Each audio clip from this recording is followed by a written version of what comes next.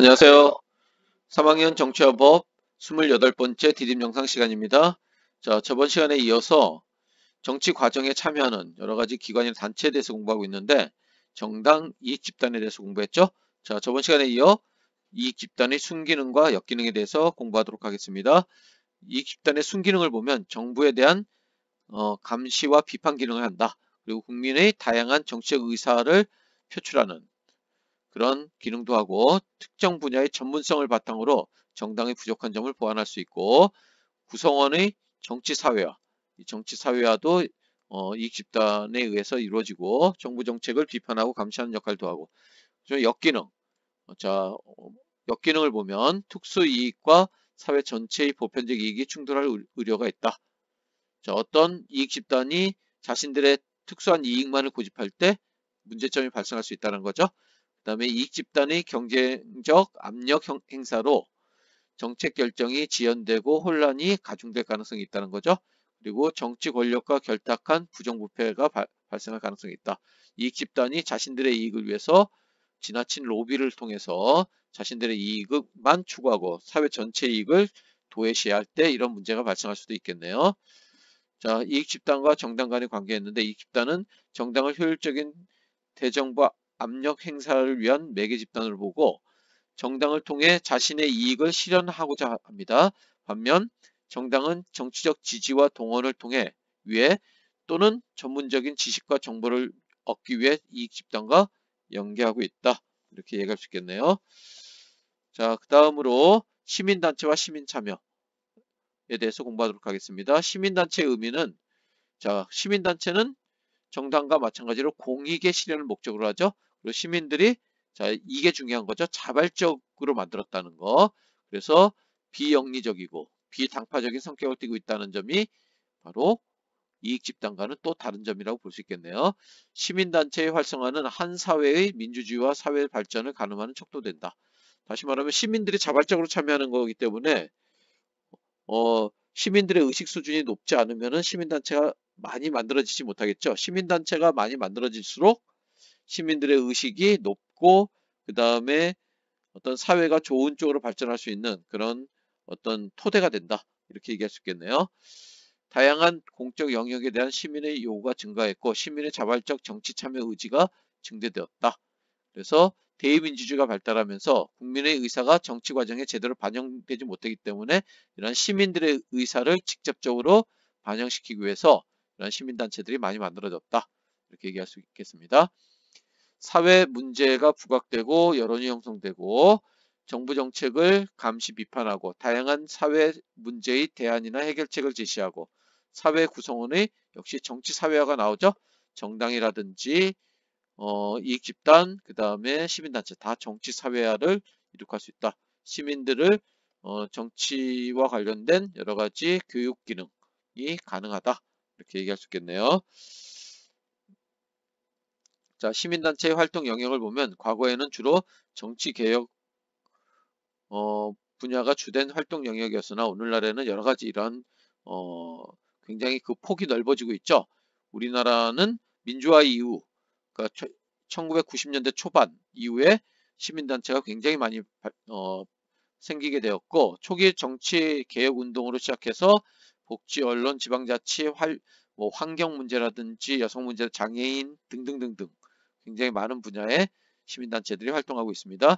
풀뿌리 민주주의를 실현하고 있다. 자, 시민의 저조한 참여가 시민단체의 발목을 잡을 수도 있는 거죠. 시민들이 자발적으로 참여했지만 운영이 되는 거기 때문에 시민이 관심을 갖지 않으면 시민단체는 활동을 할 수가 없겠죠. 그래서 단체 운영에 필요한 비용의 국고 보조금과 기업 후원금에 대한 의존도가 높아지면은 결국 국가와 기업의 눈치를 볼 수밖에 없겠죠. 재정적 자립 기반이 굉장히 마련되는 것이 굉장히 시급하다. 이렇게 얘기할 수 있겠네요. 자, 그 다음에 언론과 시민 참여했는데 신문이나 텔레비전, 인터넷 등을 통하여 사실을 알리거나 어떤 문제에 대하여 여론을 만들어가는 활동 이런 것들이 바로 언론이라고 얘기할 수 있고 민주주의의 어떤 바로미터다 이렇게 얘기할 수 있겠죠. 언론의 자유가 잘 보장될 때 우리가 그걸 민주주의 사회라고 얘기할 수 있는 거죠. 언론의 역할을 보면 정보 제공을 통해 여론을 형성하고 이를 정책 결정 기구에 전달하고 국민의 알 권리를 보장하고 그다음에 정부를 감시하고 비판하고 견제하는 그런 역할도 하는 거죠. 언론은 또한 정치 참여에 유용했는데 적극적 방법으로는 언론 매체를 통해 자신의 정치적 견해를 밝히고 뭐 언론이 의제 설정 기능도 하죠. 그래서 언론이 특정한 주제를 선택하고 강조해서 사람들이 그것을 중요한 문제로 인식하게끔 만드는 거. 이게 의제 설정의 기능인데 바로 이 언론이 그런 기능을 하고 있다는 거죠. 자, 독자 투고나 언론사 제보 이런 것들을 통해서도 정치 참여할 수 있고 소극적 방법으로는 언론 매체가 전달하는 정보를 비판적으로 검토하고 평가할 수 있다. 이렇게 얘기할 수 있겠습니다. 언론을 대하는 바람직한 자세였는데 언론이 제공하는 정보를 비판적으로 수용하고 공정 보도를 촉구해야 된다. 그래서 그것과 관련된 개념이 미디어 리터러시라는 개념입니다.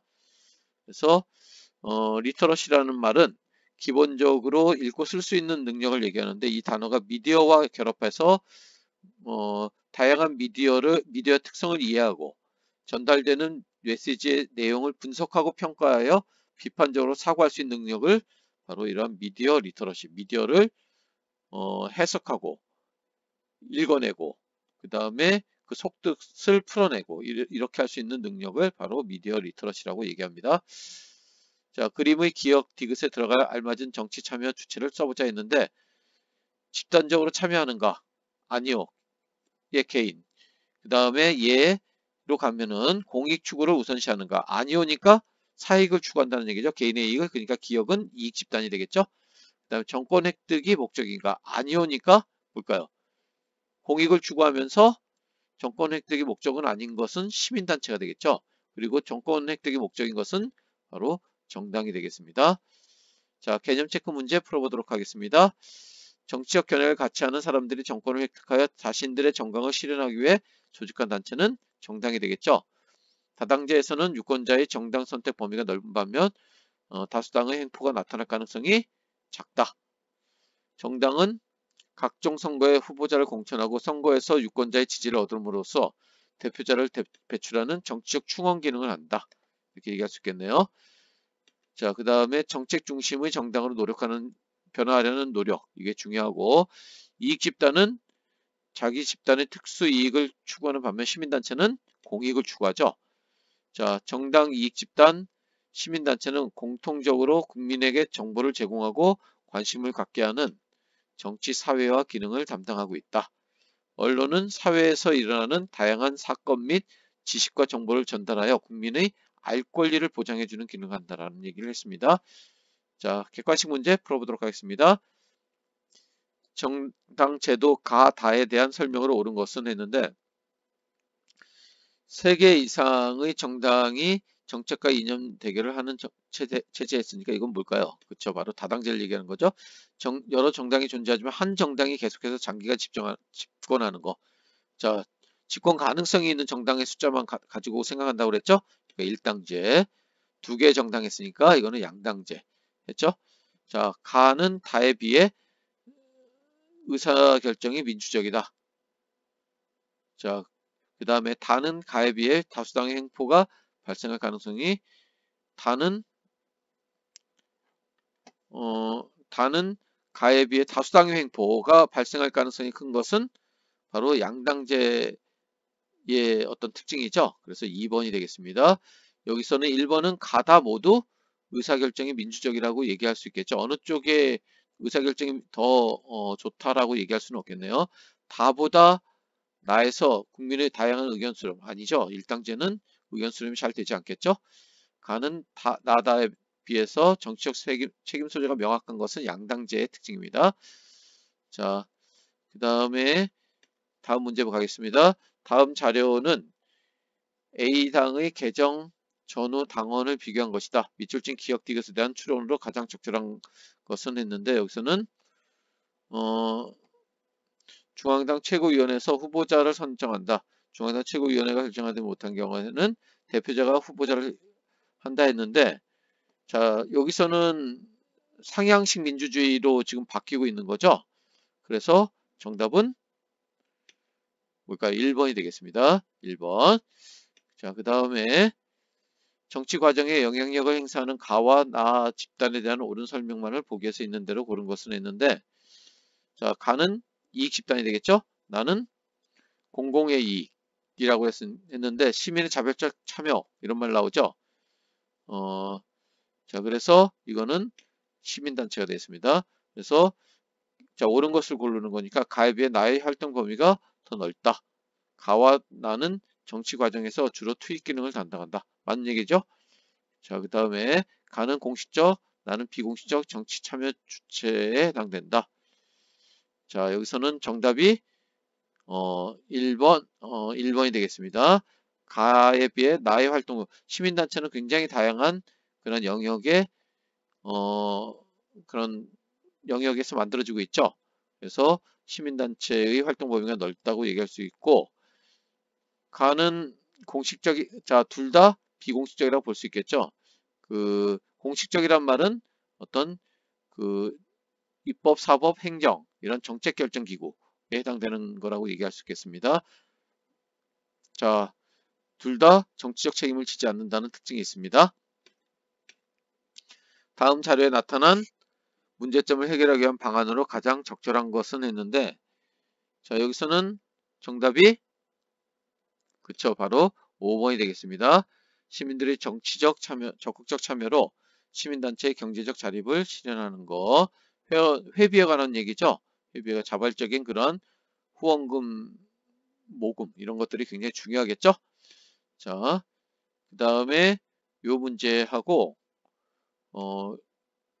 자, 요 문제는